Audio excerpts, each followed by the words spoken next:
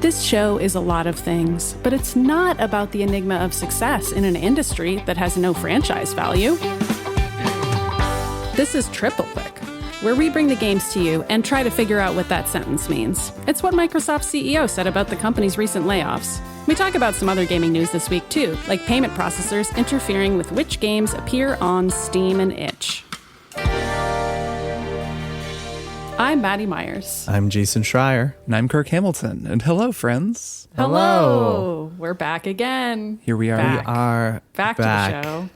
Can I tell you guys Triple clicking. a funny story? Well, it's not a funny story, but a fun little thing, a fun little observation. I love observations. My wife and I watched that movie, Funny People. Do you guys remember that movie? And I was just thinking, as I was watching it, I was just thinking, remember a time like 16 years ago when people could just record a comedy that doesn't have a story and it's just like people like making jokes on camera and it would play in theaters? I feel like that movie was kind of the quintessential example of that, almost to the point where it was the shark jumping moment for like the Apatow, let's sit around and riff. It was movie. like the end of that. It might have been. It really might have been, because that movie, it's fun to watch, but it's like, it's wild how there's like a 2-minute segment of Apatow's kid just singing Cats. And it's like so egregious. I think if you go back and read reviews, you will see the worm turning at that moment on that specific type of comedy. People being like, what are we doing? But it's just fun. It just feels such a product of its era, because we just don't have comedies in theaters anymore, other than like reboots like Naked Gun, which is about to come out. But there's like no more studio comedies. And so I just found that it was a little kind of just surreal to watch that now. After the last few years. Not only that, those movies made money. Remember, like, I don't know, Knocked Up. That one actually bombed. No, I know, but it's the successful ones. Yeah, before that, yes. The Apatow comedy, 40-Year-Old Super Virgin, Bad, Knocked Up. Yeah. Really big money makers. Yeah, end of an era. Welcome to our movie podcast, where we talk about comedies every week and the studio system. Hey, there's a good subject for a bonus episode. It might be. I mean, we did all just watch The Studio, so it's certainly a podcast where sometimes we talk about TV and movies, and we actually do that a lot on the bonus feed that we have. And where might that feed be? How would you access it as a listener? Well, you would go to MaximumFun.org/join and you'd become a member. You'd support our wonderful podcast network and also us, Triple Click, and you would get a monthly bonus episode from us. Some of them feature us spilling the beans on video game endings if we've all played a long RPG that has a story, but also there's bonus episodes about movies and shows. We did an Andor one recently, for example, speaking of non-video game content, although it's kind of like a nice wine and cheese pairing with our Tom Bissell interview episode. That is a favorite of mine. So MaximumFun.org/join is the place you should go if you want more Triple Click. And also, we have some new merch designs in the Max Fun store, just kind of speaking of our podcast network and how cool it is, and Triple Click extra stuff in general. So go check those out. There's a bunch of neat stuff. More shirts, more pins, very cute pins, some of which were at our live show recently that I got to see in person and be impressed by. They're very cool. And also, last but not least, I mentioned this last week, we're all playing The Legend of Zelda: Ocarina of Time. On my say-so, I demanded it, and now it's happening, folks. We're playing it for an episode that is going to come out on August 7th, but we're not playing the whole game, so don't worry, you're not behind. We're just playing up to the Temple of Time, so that's like the whole Kid Link section of the game. Once he's an adult, we're going to stop there, and we're going to do an episode about that. And if you want to play along with us, please do. Also, a lot of people in the Triple Click Discord playing along already. That's been really fun to see if people are in the Discord. That's definitely a cool way to play as well. So look forward to that app. I've already gotten to the Temple of Time, and boy, what a nostalgia trip. I'm excited to talk about it with you too. I have accomplished the most important thing in Ocarina of Time, which is I got all of the chickens into the little chicken area. Yep. Last night. I did that. If I never hear that chicken sound again, I will die a happy man. Maybe not the most fun part of the game. Not a pleasant video game sound effect, among the many great sound effects in Ocarina of Time. Yeah, classic. I have so many thoughts on this game. I'm excited to talk about it, especially fresh off like the Breath of the Wild and Tears of the Kingdom. I know. Yeah, I'm actively replaying Tears of the Kingdom, so it's been really fun for me. For better or worse, it is making me also want to replay Tears of the Kingdom. But we can talk about that when we get to our Ocarina episode. Jason, what are we talking about in today's episode? This week we're talking about news. There's been a lot of news over the last few weeks, and we figured we should hit some of those topics and chime in with the triple click perspective. Triple that take? should be a segment name. The triple click, triple take, triple click, Triple click take. thoughts. That's actually pretty triple good. thoughts. Triple You're take. welcome. That's free. Like a double take. There's but a lot what? to talk about. Whoa, what? All three All of of us us go, just like "What?" spitting at the same turn time. I guess we all the way each around. just do a single take, and then it's a collective Triple take. Or we all take a big sip of coffee, and at the I'll same spit it time, out. I'll just go. Triple spit take. Preface here is that we were recording this on Tuesday. There may be a Nintendo Direct announced this week, and in fact, you might have already watched it, or maybe it's about to come out as you are listening to this. We are recording before that, so while maybe we can make predictions, we cannot actually Well, talk we're about the predicting news there will be one, that may I guess. come. Seems like We are. Well, I mean, that's the rumor. That is the rumor that has been floating around. Metroid Prime so 4 we will release not be talking about date. that. I'm manifesting it. Give it to me. Yeah, it feels Come like time, on. right? Like feels like if it's coming this year, they do have to announce a release date at That's some ridiculous. point. So yeah, let's talk about some news. Let's start with Xbox. Some dire news coming out of the box of X. So first of all, earlier this month, there was a huge layoff. Thousands of jobs were cut. Games like Perfect Dark and Everwild were canceled. The studio behind Perfect Dark, the initiative, was shut down.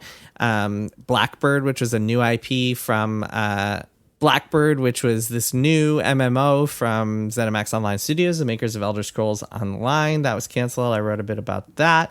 And then more recently, we got to see, because Microsoft published an email from CEO Satya Nadella where he talked about the layoffs. I'm going to read that out in a sec. But also, another interesting kind of data point in the saga of Xbox this month was that The Outer Worlds 2, which Microsoft had said would be sold at $80, actually got a price drop this month. And they said, well, actually, about that, turns out we're going to sell it at $70. Suggesting that the rise of $80 games might not be coming all that, or might not be going all that smoothly for these game publishers. All right, I'm going to read some, this is just a couple lines from this Nadella email, which is truly something to behold. And then we can talk about Xbox and what is going on over there. All right, so this is from Satya Nadella, CEO of Microsoft. This is part of a larger email. I'm just going to read 2 paragraphs. I also want to acknowledge the uncertainty and seeming incongruence of the times we're in. By every objective measure, Microsoft is thriving. Our market performance, strategic positioning, and growth all point up and to the right. We're investing more in CapEx than ever before. Our overall headcount is relatively unchanged, and some of the talent and expertise in our industry and at Microsoft is being recognized and rewarded at levels never seen before. And yet, at the same time, we've undergone layoffs. This is the enigma of success in an industry that has no franchise value. Progress isn't linear. It's dynamic, sometimes dissonant, and always demanding. But it's also a new opportunity for us to shape, lead through, and have greater impact than ever before. Mm-hmm. Guys, are you ready? Are you ready to be the enigma of success in an industry that has no franchise value? I'm just kind of picturing, like, you know, the 2 guys with their hands clasped in the meme format, and like on it says progress isn't linear, and on one side it's Satya Nadella, and on the other side it's my therapist. Like, why is that part of this letter? That's good. What is the tone? Ugh. So I really just want to know what that means. This is the enigma of success in an industry that has no franchise value. okay, so he is using that sentence, the enigma of success in an industry that has no franchise value, to explain the dissonance that he has outlined, right? So I think we can kind of maybe figure out what he's trying to say. Like he is, parse it for me. well, I don't know if I can do it alone. I might need some help. All right, we'll try. Rosetta Stone Hamilton. So he is talking about the contradiction at the heart of the Xbox layoffs, which is one of the most profound dissonances and just elements of this company that is making so much money, that has bought up this massive percentage of the games industry and then laid off thousands of people and upended so many careers, canceled so many projects. So I think he's basically trying to explain that seeming contradiction, that a business no longer succeeds by growing, by hiring more people and then making more product and then making more revenue and then hiring more people and expanding and just making more money in this linear way that sort of makes sense according to how business used to work 10, 20 years ago. And that now they're this perverse, massive, unprecedented mega corporate entity, and success just no longer follows that paradigm. And so, referring to this as an enigma is kind of acknowledging that there is this mystery to how any of this works past a certain point, and that we've entered uncharted territory in a way that, as it turns out, is profoundly dangerous for most of the working people who are just, trying to do a job and support their families and make stuff. Mm-hmm. And progress isn't linear kind of tracks with that too, which is the sentence immediately after. Because it's like, okay, you have to cut off the branches from the tree and then it's going to grow more, maybe. I'm putting more metaphors in here, but it's like, look, we're cutting back. The answer here might just be the co-pilot wrote word salad and they didn't, he just put it in an email. Was this written by AI? This is what we're not asking. It's totally corporate speak. We do not need to spend longer parsing this because I don't think that it's actually possible to determine exactly what he meant. But I think that the gist is kind of there. It's a way of avoiding specifically talking about what they're doing and speaking in such big picture terms that it becomes essentially meaningless. And to me, at least, it just obfuscates the role that Microsoft management played in all these people losing their jobs. This is a quote from a Bloomberg feature in May, profiling Satya Nadella. Quotes, at the office, he relies on Copilot, which is Microsoft's AI tool, to deliver summaries of messages he receives in Outlook and Teams, and toggles among at least 10 custom agents from Copilot Studio. He views them as his AI chiefs of staff, delegating meeting prep, research, and other tasks to the bots. Other tasks like maybe coming up with sentences like the enigma of success in an industry that has no franchise. So let's talk about Xbox for a bit, because I think it's really telling that in this kind of new phase of Xbox where they are trying to, essentially we're at this point where they have to cut a bunch of jobs because they want to boost profit margins, and their revenue is not growing in a significant way because Game Pass has plateaued, and a lot of their just overall business is relying on the Activision part of it. If you look at kind of the numbers, a lot of their growth has come just from Call of Duty and Activision. And so the way for them to get higher profit margins if revenue isn't going up is to cut costs. And so that is coming at a time when also at the same time they are lowering the price of Outer Worlds 2 from $80 to $70, among other moves that I think are really interesting if you're looking at Xbox as a whole.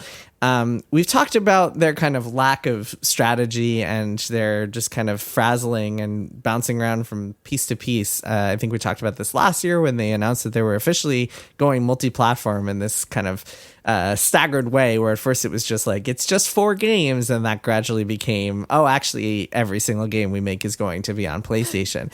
But now we're in this weird place where it seems like they're more desperate than ever, at the same time as they employ 20-something thousand people in the gaming industry. So kind of a strange position. What do you guys make of Xbox's current position, and what do you think happens next? I'm kind of worried that Xbox is not exactly what Microsoft as a company is focusing on. I know we just told some jokes about AI, and this is just me speculating, but like we're all implying, it kind of seems like Xbox is getting diminished slightly in favor of other projects at Microsoft. So I'll just say that preliminarily is my attempt at corporate understanding. And because of that, this reads to me like any project that wasn't immediately succeeding or had some type of problem is just, if the plug is getting pulled. Now, I will say personally, I'm pretty sad about the Perfect Dark thing. I was really excited about that game. And I made you two play a Perfect Dark game on this show, in part because I have a soft spot for that series, and I think that it's a really cool idea to reboot it and make a modern version of it. And just as a person, just a regular civilian who's not involved, I can't believe that they couldn't make that work somehow. And I don't understand why they couldn't make it work. Especially given that demo they showed of it was cool as hell, at least as a conceptual thing. It looked cool. Now, I guess that was all smoke and mirrors. I don't know, but it did kind of seem like a pretty cool idea. There's some fun lore that's pretty silly in its base game, but could be written out to be more interesting. I mean, it's a spy network world where aliens exist and there's government cover-ups. That's fun. That's cool.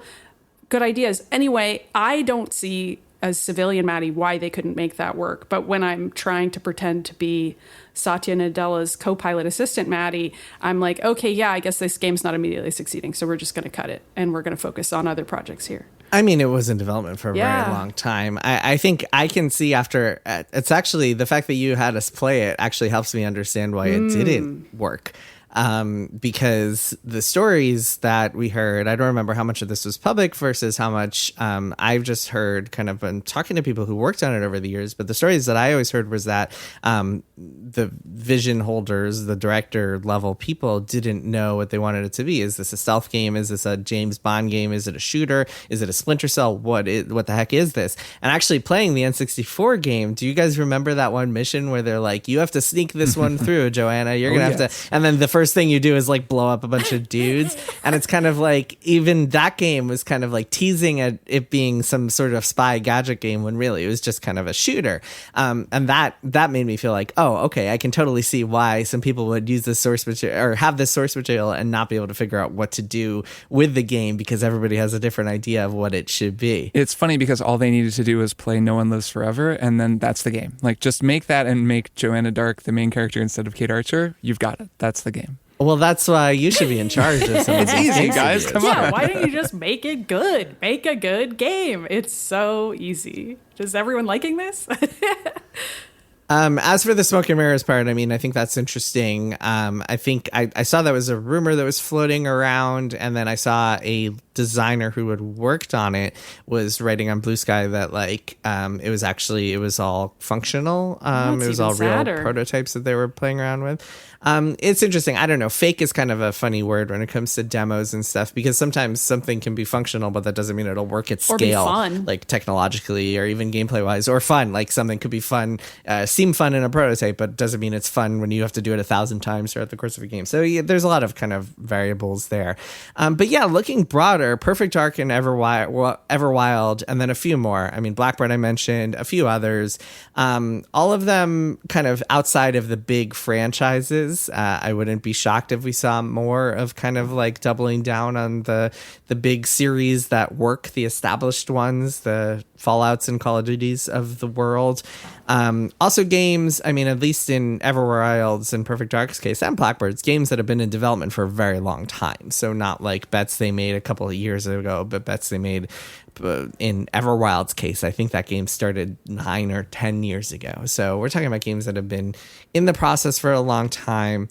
There's kind of an overall conversation to be had about lack of oversight across Xbox game studios, and if that's a problem. I mean, some game developers would be thrilled for a lack of executive interference, but then on the flip side of that, you have a lot of games that just kind of flounder in pre-production for years and years without any executive interference. So there's always kind of a balancing act there, and I always think that's an interesting conversation. But bigger picture, I'm curious, I mean, do we think that Xbox is just gonna, like, what does the future of Xbox look like from here? Are they just gonna have these layoffs every 6 months until like something comes to a head? Are they going to just be a third-party publisher that maybe dabbles in hardware too? Like, what does Xbox look like in 5 years? It's so hard to imagine. Whereas, like, I feel like we know what Nintendo and PlayStation are going to look like in 5 years. Yeah, I think that I don't have an answer to that question. I just think it's remarkable that the answer to it also answers in a large sense what the video game industry will look like, because Microsoft has become so huge and owns so much of the video game industry that it's just a remarkable shift that's occurred even since the three of us first started writing about video games, just over the last 15 years. A really significant change. And I think this is something that will just keep coming up, that these companies that have become so large and so diversified, particularly in terms of their internet business, that they just run the internet. And then because, as we've learned, the internet is real life, these companies basically run the world in a very real way. Watching Microsoft have some layoffs and cancel some projects is this massive event. I mean, thousands of people's lives were impacted. So many hours of work were thrown away. It's this just seismic event because they're so big. It's just so different from, I don't know, the laundromat down the street laying a couple of people off because they can't afford to keep up headcount. Even though it's technically the same thing. And I'm struck by the fact that over and over again, we keep running into this dissonance between how we think of private enterprise and private, the private sector, and how we think of government, because private companies run so much of the world, and in particular, so much of the internet. And Microsoft is included in that. So that's really where my head is at. And it's partly related to some of the other things that we're talking about today. But it's very head spinning, and it's really hard to get your arms around it. So one other data point that I think you guys will find interesting. So as I mentioned before, one of the reasons this is happening is because revenue is not really growing in a substantial way for the Xbox unit, other than the Activision part of it. One of the reasons that's happening is that a lot of people believe that the console market has plateaued. There's 100 million, maybe 150 million people who will buy consoles at its peak, and it's not going up from there. And one of the reasons that at least I think that is happening is because a lot of younger people are just not interested in getting new Xboxes or PlayStations. And one of the reasons that is happening is because of a game called Grow a Garden. Have you guys heard of Grow a Garden? From you. Yes. Grow a Garden is a game within Roblox that has hit a peak of more than 21 million concurrent players. I'm going to say that again, 21 million concurrent players, which makes it the highest of all time.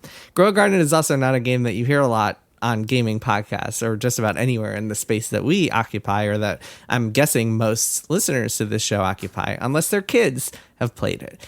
And that is because Grow a Garden is kind of emblematic of what the new generation is playing, which is that they are picking up their phones or computers even, or tablets, and they are logging into Roblox and playing this hot shit new game that all of their friends are playing. And they are no longer giving any sort of iota of care to Halo or Gears of War, or even, less so, but even the likes of God of War or Spider-Man are a little less powerful than these Roblox games.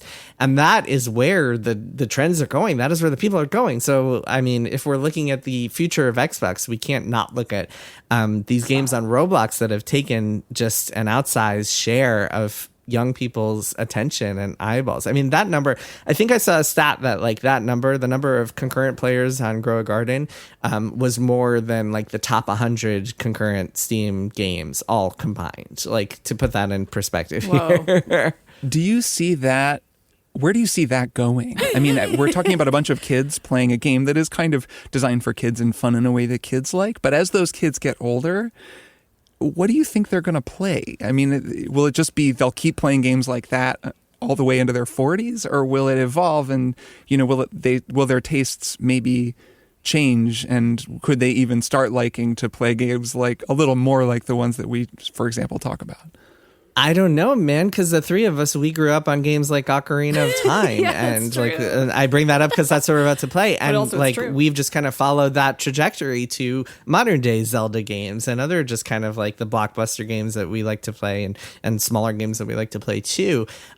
It's really hard to know if these people just are growing up thinking about Roblox as their platform, and that's just what they're going to stick with. I don't know. I wonder, because Ocarina of Time, one of the fascinating things about that game is the potential that it has. You play it and you can see the dream, right? I think we've talked about this for years, since Breath of the Wild, where Breath of the Wild felt like an actualization of the dream that we felt when we played Ocarina of Time. And my experience of playing video games as a kid was very much the feeling of, man, one day video games are going to be like movies. They're going to be so amazing. They're going to allow me to do anything. I'm going to have worlds that I can explore. And we arguably live in that world now. And so the child me grew into that world, and that world grew up around me.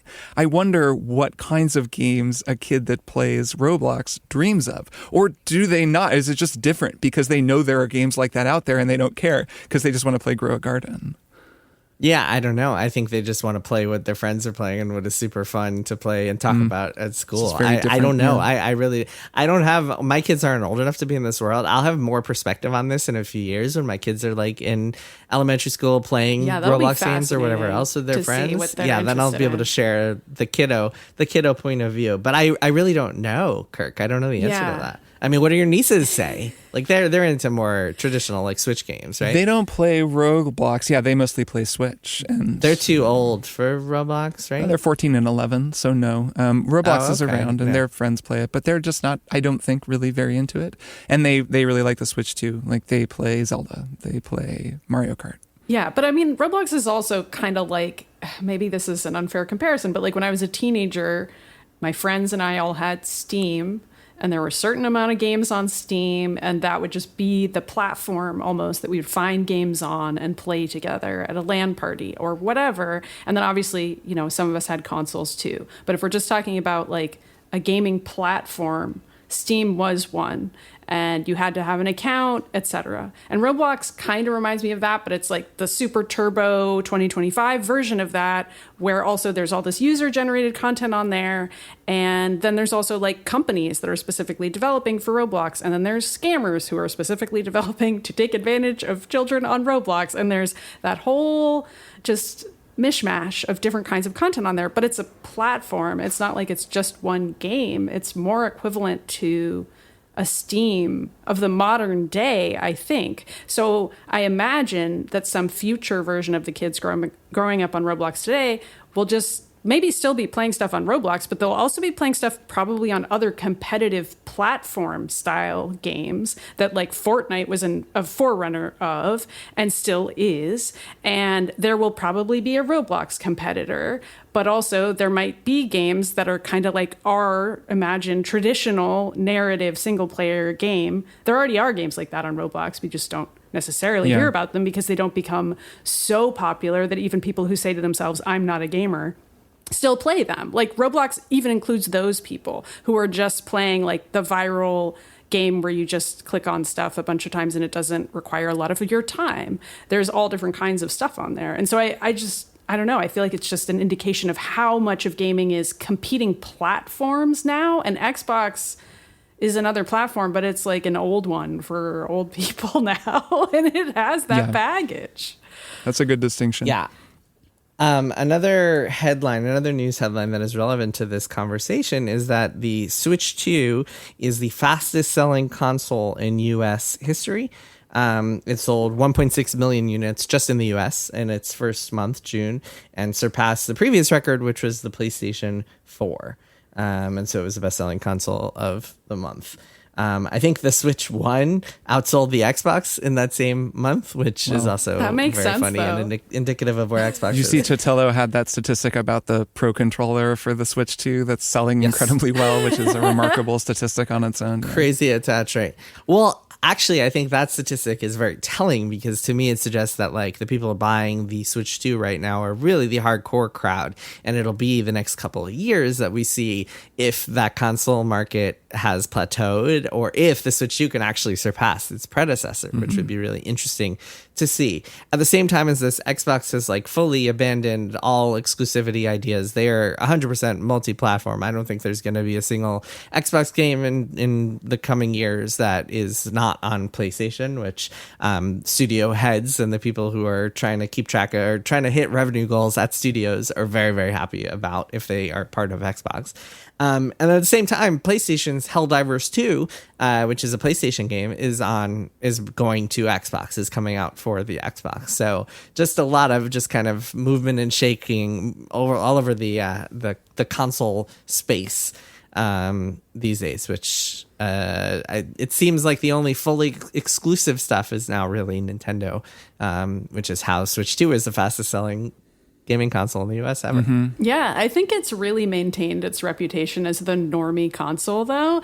And part of why I say that is because I'm just biased by this anecdote that I'm going to tell, where I met a woman my age earlier this week who told me, quote, "I'm not a gamer. I just play games on my phone and my Switch." And I'm like, this is just the person. This is the person. This is so many people in the world, to which, of course, I told her, I consider you a gamer. That's a whole separate conversation. You two understand what I'm saying, though. The Switch one already had that huge market share of just people who are like, well, that's another device I own. It's like my iPad or my Kindle and my Switch and my phone. And these are all just devices. And the Switch 2 being kind of like a new iPhone, that just makes sense to those people, I think. So I feel like even though maybe now it's the Pro Controller havers, it's the people like us who are buying it, I do feel like Nintendo just still has that reputation, parentheses, complimentary. So, but what's interesting about that is that despite the fact that the Switch has occupied that space in our culture,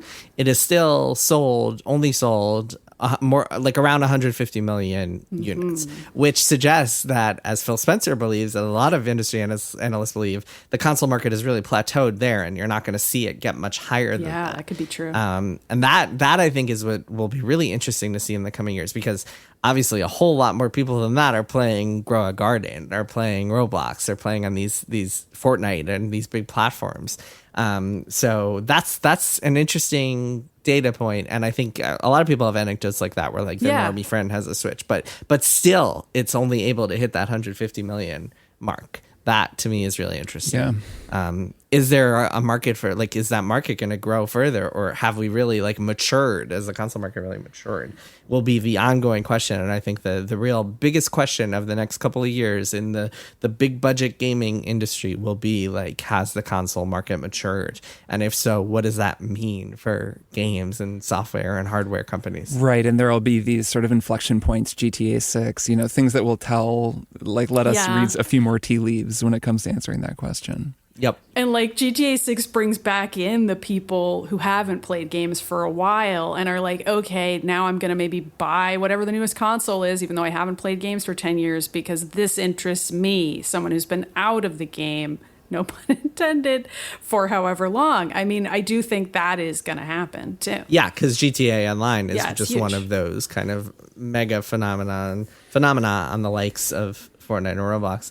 All right, let's try to get through one more headline, because there's one more big story that's been going on. This is more recent that we should talk about, which is payment processor censorship. And this has been really interesting to watch, and feels like the beginning of something. So the short version of the story is that payment processors, Visa, Mastercard, PayPal, a lot of these companies that essentially facilitate like the transfer of money in order to buy video games, are pressuring Steam, the PC gaming platform, and Itch, which is a smaller scale PC gaming platform, more meant for like very small indie games, pressuring those platforms to take down games with certain types of adult content, pornography. There's a whole list of just kind of like, Itch actually posted a list of restrictions that they're adhering to.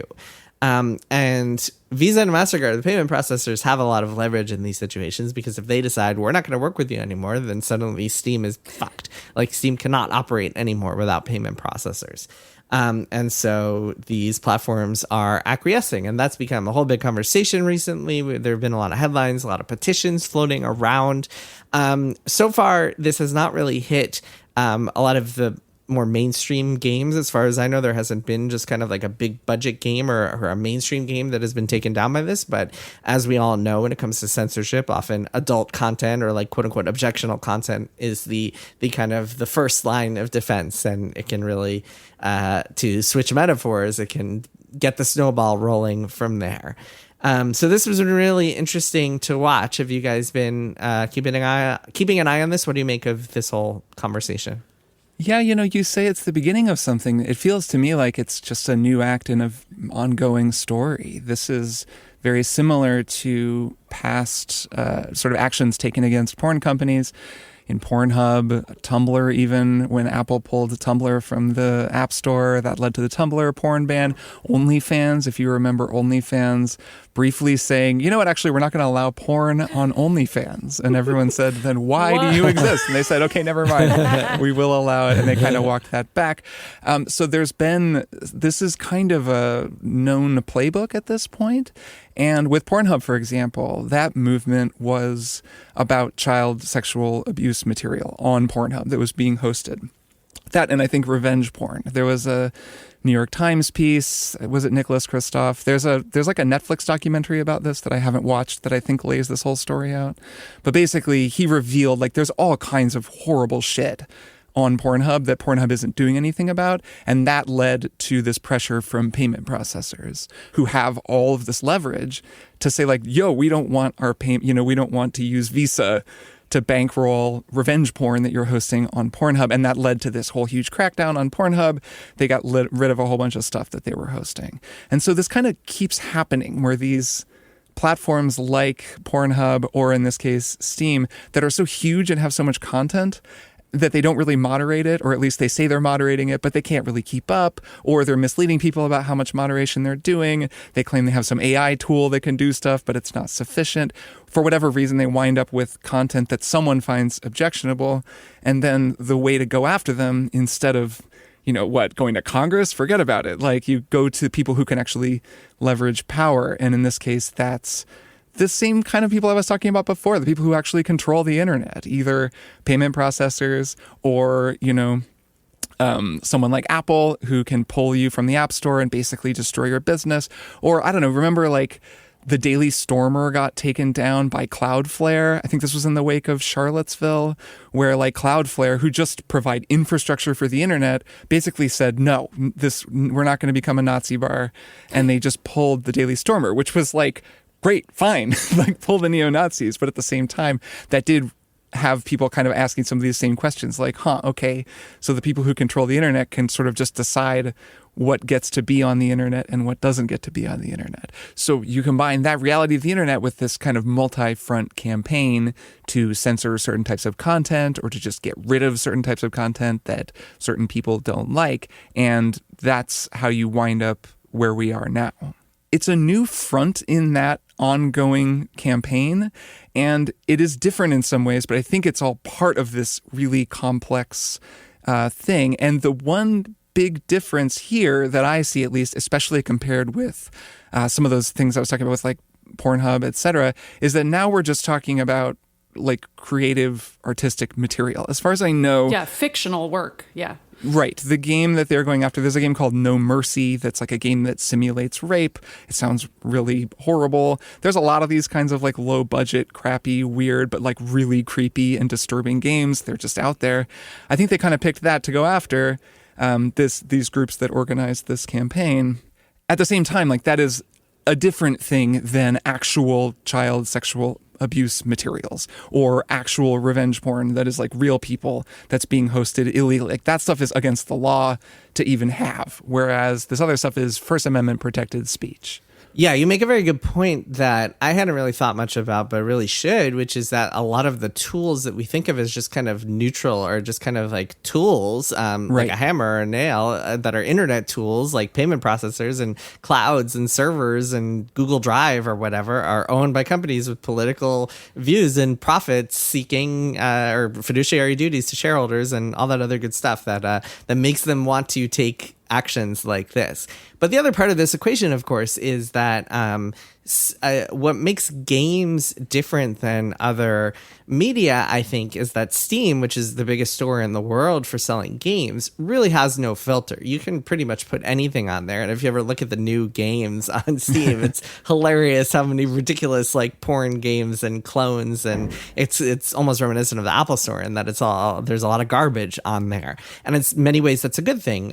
Who wants gatekeepers in charge of like what games we get to play. But on the flip side of that, you run into issues like this where, because there's no filters on there, where like something could be so extreme that most kind of, I don't know, normal people would look at that and be like, oh God, like, no, I don't want my kid to be able to potentially buy that on Steam.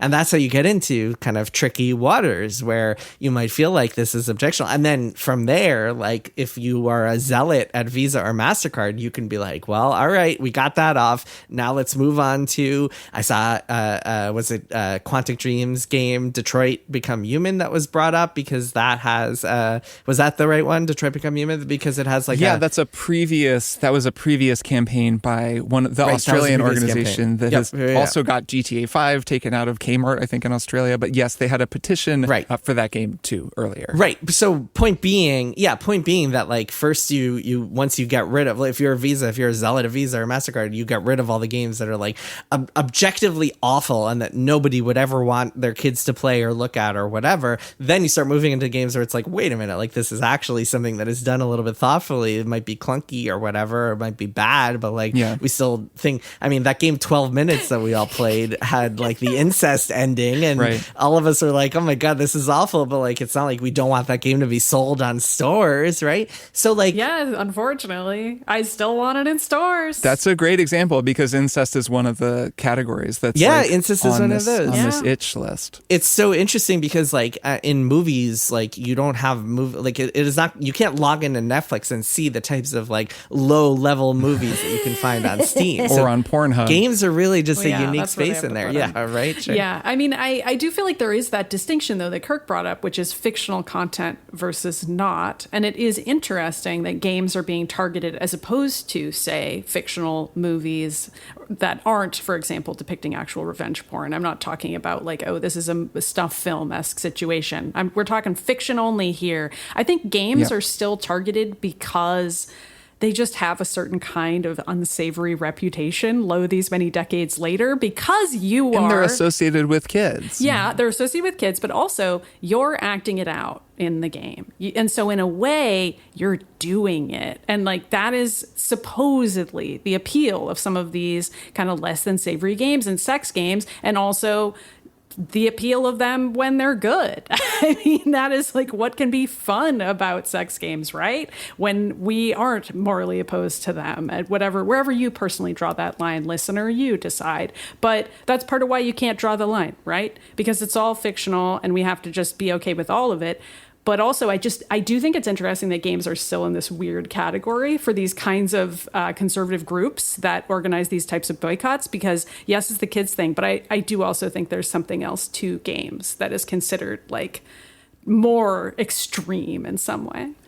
Yeah, the interactivity is part of it, I'm sure. There is really a strong through line related to children. Yes, this is, for sure. I mean, all of these movements, it's about protecting the children. I mean, this goes back to the satanic panic, man. Like, this has been with us for decades, and it is just this, sometimes hard to argue with statement of we must protect the children, and who doesn't want to protect children? But at the same time, it can be used to go after so many different types of art. It can be used to go after so many different types of people.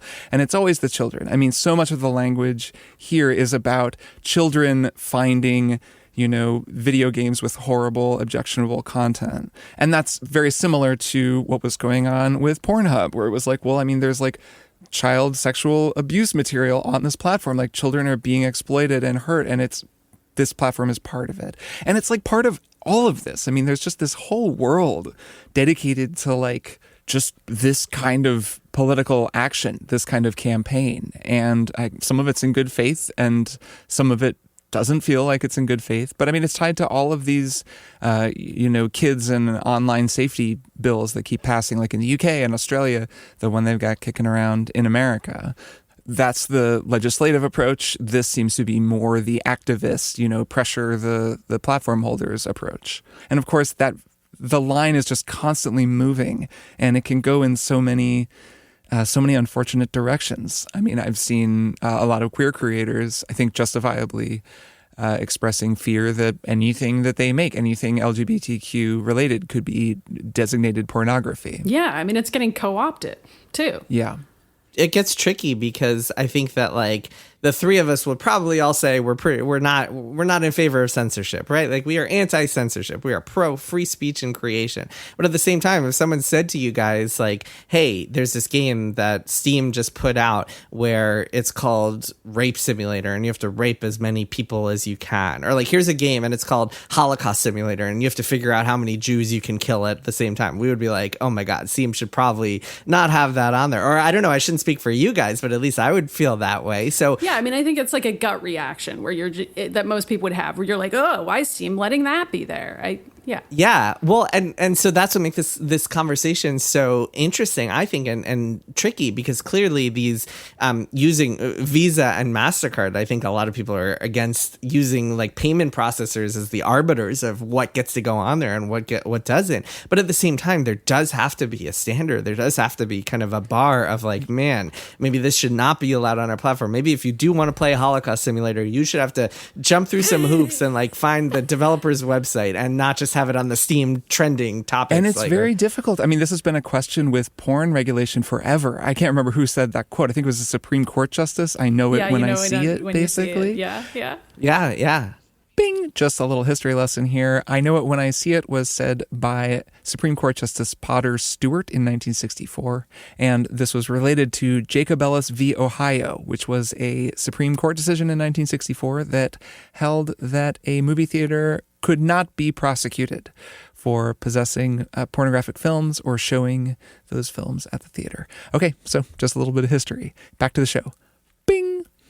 You talk about a Holocaust simulation game, which would be awful. And yet, if you've ever read about Brenda Romero's Train, this is a game that is about the Holocaust in which you are cast as someone helping facilitate the Holocaust. And yet it is a work of art. It is a very thought-provoking and profound game. A board game, to be It is. But you could imagine a video game version of it. It's a mechanical representation of enacting the Holocaust. And it is like designed as art, and it's intended to comment on it being bad. So it raises this question, right, of not only how do you make that distinction, but then there's this bigger question, or this related question, I suppose, that you mentioned, Jason, of who gets to be the arbiter. There really isn't anyone. And so now we've just got like people at Visa, apparently, just get to decide what gets to be where. And while it's not even about agreeing with any one of their decisions, that just does not seem like the way that we should be deciding these things. Absolutely not. I saw this incredible meme that was like the couple with the Jesus, and the couple is like, the man is like, I consent, the woman is like, I consent, and it's like, haven't you asked someone else? And then it's like Visa, it's like I don't. Ask someone else. I don't consent. Yeah, didn't you forget to ask Visa?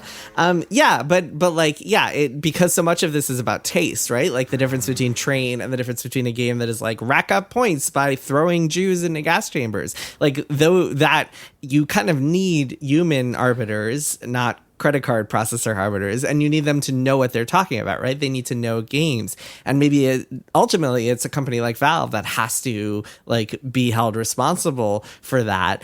And you could argue, I mean, there are a lot of arguments to be had that I don't think have a straight answer about like how good a job they're doing there. But yeah, I'm with you there, Kirk, that like the credit card processors and certainly the right-wing groups and the kind of the censorship groups that are pressuring the credit card processors to and certainly helping in that campaign shouldn't be the ones making that call. Yeah, right? Yeah. And one final thought, I guess, that I have related to this is just that this is in some ways an argument in favor of stronger and more comprehensive net neutrality. Or by that, I mean, treating infrastructure like key web infrastructure as a public utility, only because this is similar to if the water company decided that it didn't like strong songs and they just said, we're not giving you water anymore. That it's like, and I'd be like, wait, we need water. Like, sorry, but like, you can't just turn off the water to my house just because you don't like my music podcast. They're like, I'm sorry, but we just don't agree that Radiohead is a good band. We think they suck. But it is a little bit like that, where you're like, hang on, this should be regulated. Like things like processing payments on the internet, or hosting a website, or having an RSS feed that allows you to communicate with other people. These are like fundamental internet rights. They seem like the kinds of things that everyone should be able to have access to. And then the protections over what they do and the restrictions over what they do should be regulated in some other way than just by unaccountable private corporations. Although Valve is also an unaccountable private corporation, Well, and they would ultimately have to be the arbiters too. But then again, they are a store keep, and like the person Right. who owns the store having to adhere to certain laws related to what they can sell in that store, that is just something that America's been doing for a long time, and that at least is a paradigm that makes sense. Where the water company turning off the water, the power company just saying, you know what, fuck you guys, we don't like what you sell in your bookstore, we're turning off your power. That seems like, whoa, like, hang on, you guys shouldn't be the ones making this decision. Yep. Yeah, and of course this comes at a time where books are being banned across the country in a lot of these kind of right-wing enclave it's really cities worrying. and areas, and a lot of kind of quote-unquote concerned moms groups pressuring all sorts of different companies. So censorship has been a big conversation topic. All right. That is it for the news roundup. Let's take a break and we'll be back with one more thing. Hey, it's John Moe from Depeche Mode. Every week on our show, we have honest, humane conversations with artists, entertainers, and experts about what it's like to live with an interesting mind. I just interviewed Gavin Rossdale from the band Bush. You might be wondering, what would a successful, handsome, popular musician know about mental health? Turns out, lots. All the time we're forced into happy situations, sad situations, challenging situations, happy, sad, challenging. And it just never ends. And why should it? We're just the sum of all these journeys. Check out Depeche Mode with John Moe every Monday at MaximumFun.org or wherever you get your podcasts. Have you been looking for a new podcast all about nerdy pop culture? Well, I have just the thing for you. Secret Histories of Nerd Mysteries. Secret Histories of Nerd Mysteries is a weekly pop culture history podcast hosted by me, host Alston. And me, host Brenda. We've already tackled mysteries such as what happened to the puppets from Rudolph the Red-Nosed Reindeer? Is Snoopy Mexican? And why do people hate Barney so much? From theme parks to cartoons to 80s, 90s, and 2000s nostalgia, we tackle it all. Check us out every Tuesday on MaximumFun.org and wherever you get podcasts. And we are back, Kirk, Maddy. It is time for one more thing. Maddy, why don't you go first? Sure. So I played a video game called Peak, which I'm going to have to spell because it's a homonym. It's Peak because It's Blueprints. kind of, yeah. It's a multiplayer mountain climbing game, or at least I played it multiplayer. You can play it single player. This was our gamer night last Thursday night. You can play with up to 4 players, so we all played together, and it is a comedy slapstick mountain climbing game that I strongly recommend. We laughed the whole time. It was very good. There's some extremely fun physics simulation in this game. So you play as just like this randomly generated, super purposefully cute little mountain climber, and you're like super bright primary colors and have a little Girl Scout outfit on and a little hat. And it's just, you can kind of like change how your character looks, but you pretty much always look adorable no matter what. And also the game has proximity-based voice chat. So I'd recommend like turning off the Discord voice chat if you're using that like we do, and use the in-game voice chat. It's actually really good, and it forces you to stay together when you're climbing the mountain, which you must do, just like in real life, because you can die in this game very easily. And it's very funny, but you obviously don't want to die because it's a video game, and ideally you make it to the top with all 3 of your friends intact. And so when you start climbing too far ahead of somebody, your friend's voice is going to get further and further away, and you're not going to be able to hear them anymore. And eventually you really can't hear them, and you have to find them. So you can get lost in the mountain. And also the mountain is procedurally generated every time as well. So we played on the easiest setting, and I thought it was still really hard. I'm sure it gets way harder, but the mountain is always still climbable, or at least on the easiest setting it is. I don't know how the harder settings go, or if it becomes impossible at some point. There's a few really fun mechanics. There's the obvious one where you can offer your hand out to like help another player. Basically, the whole thing revolves around like the stamina bar. So think like Breath of the Wild or Tears of the Kingdom. You're climbing the mountain. Obviously, you're going to run out of stamina. But if your friend is ahead of you and they've made it to the top because maybe they just had an extra energy drink in their pocket, they have, you know, just like Link would have, some food on them that help them get further than you. Right. They can Cork reach down out. some rice balls. Well, you can't do that, but you can reach down your hand, and if you're in just enough proximity to your friend's hand, you can grab it, and they'll pull you the rest of the way up, which is just adorable. And also you can find like a rope on the mountain. Like there's just, you'll see random abandoned suitcases, like as though climbers have just died somewhere. I don't know. There's sort of like a funny implication there. Hey man, watch an Iger documentary. Yeah, that shit happens. Yeah. So you just like find ropes around and you just have to pick those up, and you can only carry so many items. I mean, I don't know. It's really fun. It's a super fun design for a game. This sounds awesome. This sounds like a blast. It's so great. I really I can see why it's so recommend it. popular just from your description. Yeah, Because it's fun to watch and it's fun to play, you know. It's so fun to watch too. Yeah. It's really fun to watch. It's just legit fun to play. And I will also say, even when you die, it's really fun because you become a ghost and you can automatically choose like which player to haunt, and you'll just be a little ghosty over their shoulder. But you also have the ability to like kind of fly around a little bit near them. So you can be like, okay, there's actually like a pretty good place to climb over there. So you can just start backseat driving somebody after you've died, which is hilarious and kind of irritating. So it's fun. And then when you get to the top, you can resurrect everybody if you want to, or you can choose not to do that if you want to screw with them. So yeah, it's called Peak, P-E-A-K. Really fun time. If you've got a group of friends to play with, I recommend it. Nice. Sounds awesome. Kirk, what's your one more thing? My one more thing is a TV show called Star Trek Lower Decks that Emily and I have finally started watching after being recommended the show by many of our Trekkie friends over the years. We just kind of put it off and started it. And it's so great. What a great show. Have either of you watched this? Jason, you're not really a Trekkie. Maddie, have you? I haven't. I keep meaning to, though. I really feel like I would. Yeah, so I was in a similar boat. I kind of said, I know this is good. I should watch it. And we kind of didn't. And then there just hasn't been a lot to watch. And we really like Star Trek. We're finally finishing TNG. After we watched up through midway through season 7 and then just kind of were like, I don't want it to end because I've never seen the whole thing. Well, there's now also I pretty like much hundreds of episodes. That's like... Yeah, it's it's very a real 7 season commitment. old 20 episode per season show. So this is an animated show created by Mike McMahon, who is a longtime writer on Rick and Morty, which explains a lot about it, mostly why it's so funny. His writing sensibility is a perfect fit to this kind of a show. It's a Star Trek show about the USS Cerritos. It takes place after TNG. It's a little later. I think it's around Voyager in the sort of Star Trek timeline, or maybe a little bit after that. But it's a slightly later one. There's a lot of these Star Trek shows now are taking place back during the original series, like Strange New Worlds, which has been my one more thing. A show that I really liked at first that's fallen off a bit for me, but is still plenty enjoyable. But that takes place kind of around that time of the original Enterprise and Kirk and Spock and all of that. So this is much later.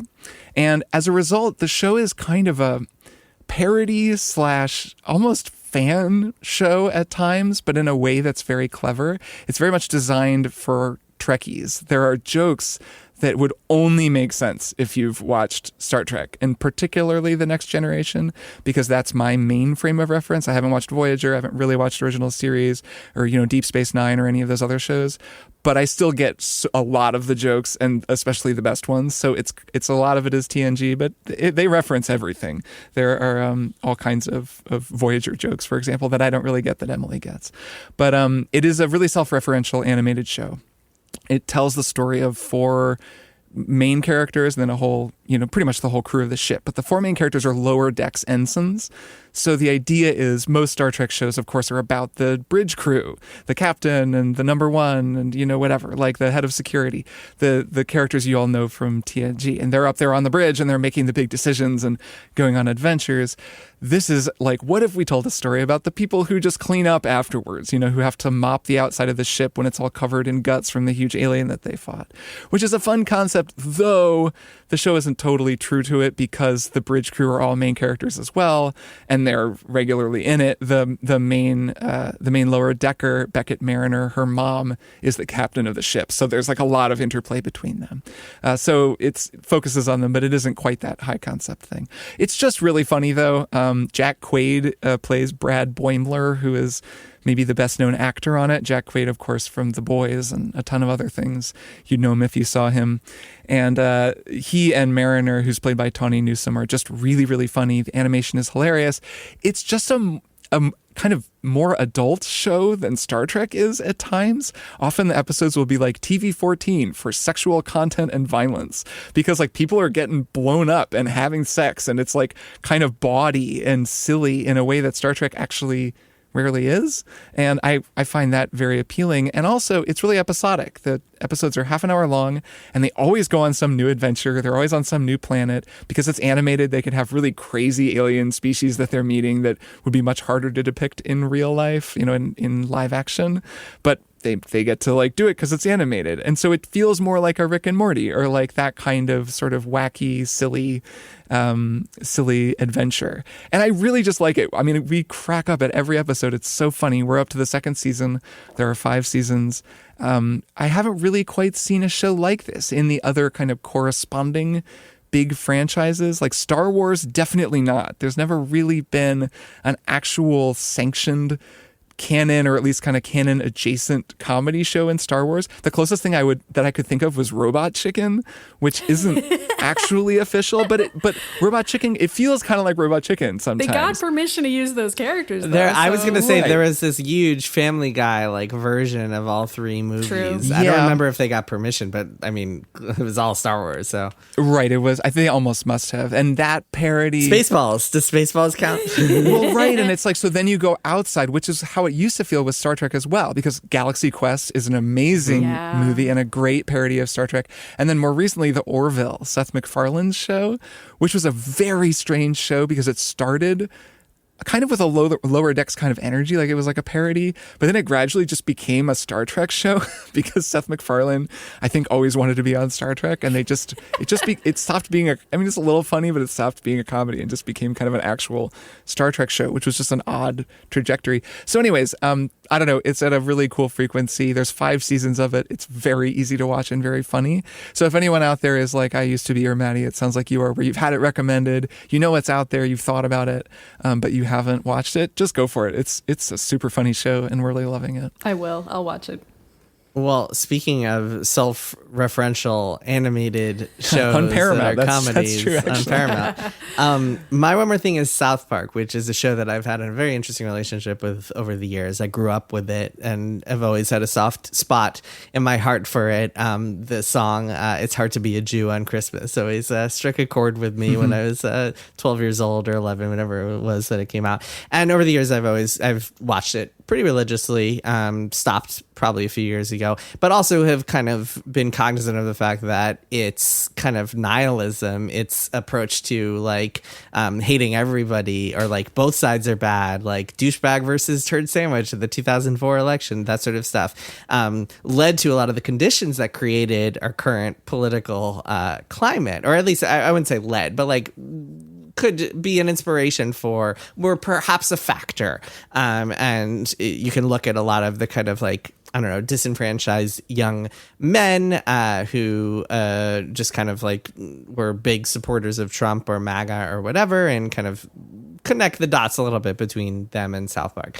So it is absolutely fascinating that in 2025, South Park is the only show that is willing to take on our potentially fascist administration. Boy, did they! A little bit of Good Lord. a little bit of table setting here, which is that for a year or so now, Paramount has been trying to merge with David Ellison's Skydance, and that was going through some hurdles. There was a question of whether Trump's FCC would actually approve it, and one of the things that happened was that CBS, which is owned by Paramount, settled this lawsuit that Trump had filed against them for quote unquote deceptively editing a Kamala Harris interview last year. It was a meritless lawsuit. I think anybody who looked at it knew that, and a lot of people saw that settlement as just like a straight up bribe to the president in order to make sure he would allow this merger to go through. That combined with the recent cancellation of the Colbert late night show, which I think is a little more complicated than just kind of a pure political thing, because late night shows are so irrelevant and losing so much money these days. I think I heard somewhere, I think it might have been on the Town podcast, that the Colbert show was losing $40 million a year. So a little bit more complicated than just him getting canceled because of political stuff. But still, it painted a picture of a Paramount that is cowing to a president who is very transactional and wants everybody to see things his way, or else he will punish them. Also, Bill Owens leaving 60 Minutes, worth mentioning. That was a pretty big deal. Right, yes. Also a big part of that whole equation. And then at the same time, the South Park guys were like publicly trashing Paramount because they were in the midst of this negotiation that was getting derailed. And then on Sunday of last week, or Monday of last week, they announced that they had signed this massive deal, $1.5 billion to produce 5 more seasons of South Park, 50 more episodes of South Park. Then on Wednesday, they came out with their first episode of the season, and it was truly something. In the past, they had been trying to do Trump through Mr. Garrison, the character on South Park, by having him like paint his face orange and have his hair all poofed up, and he would like do these silly things, and it would be kind of, he was a little bit of a sympathetic character, so it wasn't just kind of like trashing Trump, but he was also awful in a lot of ways, and they were kind of satirizing Trump through him.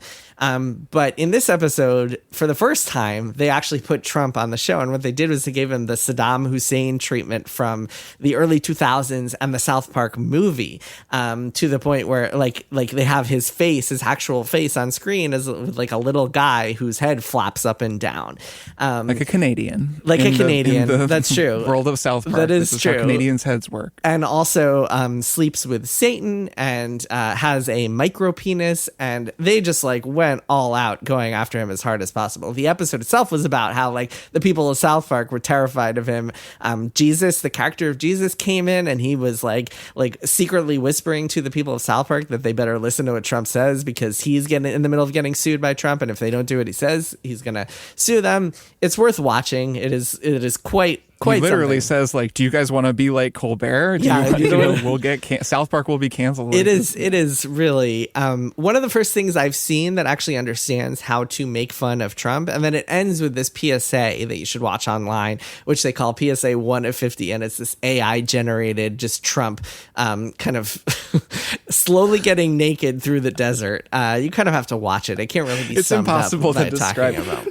Can I say that I thought that I watched this episode as well? As the actual episode is like fine, it's funny enough. It feels like a kind of South Park episode. That PSA at the end was genuinely hilarious. And the fact that they're going to make 50 more of them is like, I think, very funny. It's I incredible. Very hard watching it. It's quite funny. I mean, I thought the episode was good because to me, it's like so many people over the years, since 2016, have tried to mock Trump in different ways, and it's never really that effective because his personality, he's such a kind of, I don't know, his personality is designed to be almost parody proof because he is kind of a parody. He's a caricature already, and he embraces that. He is a funny guy. He is like objectively funny dude. And he knows how to make people laugh. It's very hard to mock him unless you do what South Park just did, which is really one of the first times I've seen that be effective. Is you just treat him like a piece of garbage, and you're just like, look at this like ridiculous. We're just gonna make fun of the way he looks and the way he and just like treat him like he's this dictator, and just poke at those weak points that he does have, his insecurities that we can reach, instead of the like, oh, look at the Mr. Orange, Donald Trump, we're really got him this time. It feels like for the first time they actually identified his weaknesses and went after them. I think that it's the comedy of it is just kind of fascinating. Part of it is that they don't do a Trump impression, which is a mistake I think that a lot of people fall into in trying to mock him. Saturday Night Live certainly had this problem where for so many years they'd bring out Alec Baldwin to do a Trump impression, but it just still feels like you're kind of doing the Trump thing, like you're experiencing Trump a little bit. All these people on social media who can do the voice and all his little cadences. He's such a character. Like you said, he's so caricatured. He caricatures himself that when you start doing the impression, you're almost just playing on his turf. Like it's impossible at that point to do what you need to do as a satirist. And South Park was like, no, he's just going to talk like this totally crazy little guy. And he's not going to speak in Trumpisms or use his cadences. He's just going to be this psycho. And like that actually cuts a lot harder and is funnier. And I think that that's a really smart insight that they have. They threw in some Jeffrey Epstein stuff, how he keeps telling people to relax every time they bring up Jeffrey Epstein. They do have that way they can be so current because they produce the shows so fast, which they've always been very good It's very good. And I really, the bigger story here, which I just think is so fascinating, is that these dudes, Trey Parker and Matt Stone, who, again, they've been my problematic faves, let's say, for decades. I've loved their work in so many different ways, even while recognizing that it's got some issues. These are the people who, like, 20 years ago did an episode of South Park about Al Gore chasing an imaginary creature as an allegory for climate change. Granted, they kind of took that back more recently and like did an episode that was sort of a mea culpa to that. But still, this is like a show that has really like done some damage, like in a lot of different ways. Yet now, in our current time, these guys are also the only people with enough money, enough clout, enough of a platform to be able to successfully take on fascism in a lot of ways. And I think a lot of other shows and a lot of other networks that we're seeing are just too scared to call out Trump. News organizations are terrified. Comedy shows are terrified. They might wind up like Colbert. And here is South Park, which I think is like kind of a last bastion in a lot of ways. And who would have thought? Who would have thought it would be South Park after all of that? But I guess when you're just kind of the grenade throwing show, you have to keep throwing grenades and not give a shit. Like one of the reasons they've been so successful is because they've never really cared about like getting canceled in multiple ways, both literally and figuratively. And they've always been willing to just like punch anything they see. And in this case, they're the only ones who are really going as far as to do it. Something funny I read in the New Yorker, Tyler Fogoat wrote up this episode and opens talking about a legal strategy known as the small penis rule. Where an author who writes a character based on a real person can potentially evade a libel suit by giving said character a small penis. The logic being that in order to sue, the plaintiff would have to tacitly admit that the description of his manhood is accurate, which is very funny. And, you know, they go on to say, I'm not sure if that's actually what they were going for here.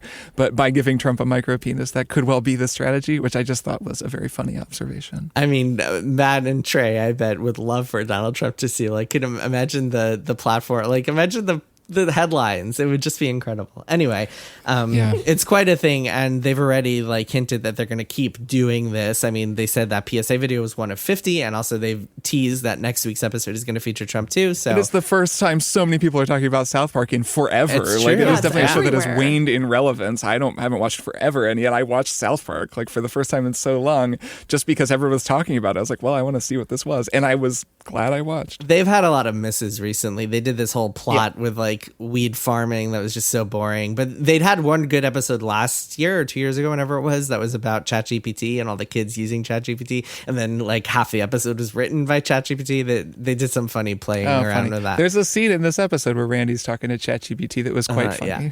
Where it's like replaced his wife. Yeah, they do have their finger on the pulse of like what kids are actually doing and like what they're good at tapping into culture sometimes. It's just like they've had a lot of misses in recent years. And yeah, South Park, who'd have thought? All right, that is that for this week's episode.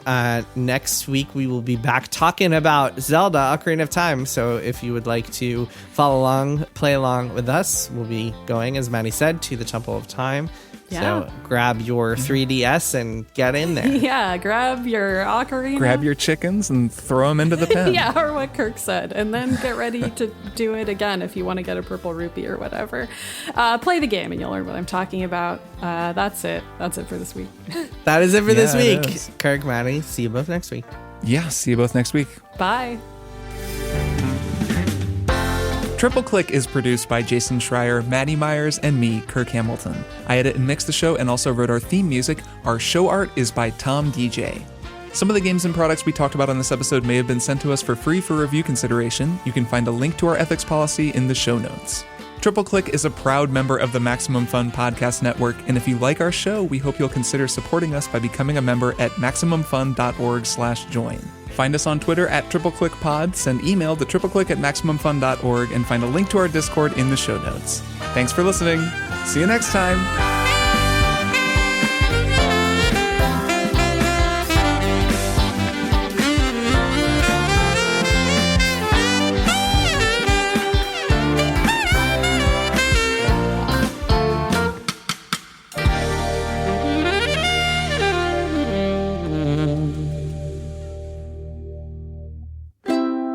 Maximum Fun. A worker-owned network of artist-owned shows. Supported directly by you.